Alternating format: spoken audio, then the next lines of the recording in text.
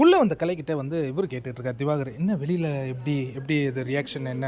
ஆனால் பிரஜன் வந்து கமருதீன் கிட்ட பேசிட்டாரு, விட்றா அதெல்லாம் ஒன்றும் இல்லை அப்படி சொல்லிட்டாரா?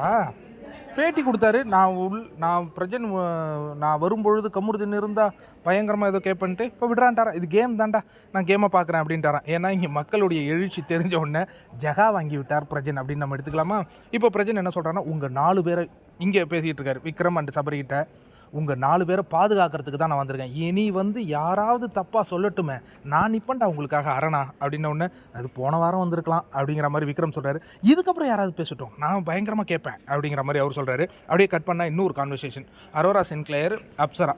அங்கே அரோரா என்ன சொல்கிறாங்கன்னா, எனக்கு வந்து வினோ குட்டி எடுத்தது வந்து எனக்கு சந்தோஷம் தான். ஏன்னா அவருக்கு குழந்தைகள்லாம் இருக்குது. அவர் எடுக்காத வேறு யாராவது எடுத்திருந்தா நான் டிசப்பாயின்மெண்ட் ஆகிருப்பேன். அவர் எடுத்தால் ஓகே தான். அதேமாதிரி டைட்டில் வின்னராக திவ்யா வந்தால் எனக்கு ரொம்ப சந்தோஷம். ஏன்னா அவங்க ரொம்ப குட் ஹார்ட் பர்சன். அவங்க வந்து டைட்டில் வின் ஆகட்டும். அப்போ நீடா, நான் இவ்வளோ நாள் வந்ததே பெருசு தான், எனக்கு பேமெண்ட்டு கண்டிப்பாக கொடுப்பாங்க, அதை வச்சுட்டு நான் வாழ்ந்துக்கிறேனே அப்சரா அப்படின்னு. அப்போ திட்டத்தட்ட கேஸ் முடிஞ்சிச்சாப்பா, எல்லாம் முடிஞ்சு போச்சு. இனி வந்து விஜய் சேதுபதி எதிர்பார்த்தது போல் எங்கள் வீட்டில் என்னாலும் கார்த்திகை மாதிரி எல்லாருமே சந்தோஷமாக இருக்க போகிறாங்க, ஹாப்பியாக இருக்க போகிறாங்க. ஏன்னா இதுக்கப்புறம் வரப்போகிற ஆட்கள்லாம் உங்களுக்கு தெரியும் இல்லையா, கனி, எஃப்ஜே, இவங்கெல்லாம் வந்து எதுவுமே பண்ண போகிறதில்ல, அவங்க சந்தோஷமாக இருக்க போகிறாங்கங்க. விஜய் சேதுபதி சொன்னது போல் இந்த வாரம் முழுவதும் சந்தோஷமாக இருப்பாங்க. இது பிக் பாஸ் பார்த்துக்கிட்டு சும்மா இருப்பாரா?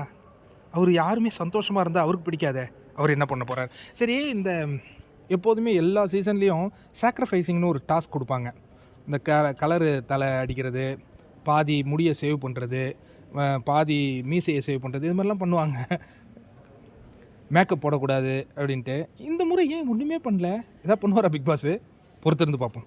யார் பயங்கரமாக சாக்ரிஃபைஸ் பண்ணுறாங்களோ அவங்களுக்கு தான் டைட்டில் வின்னர் அப்படிங்கிறாராம்.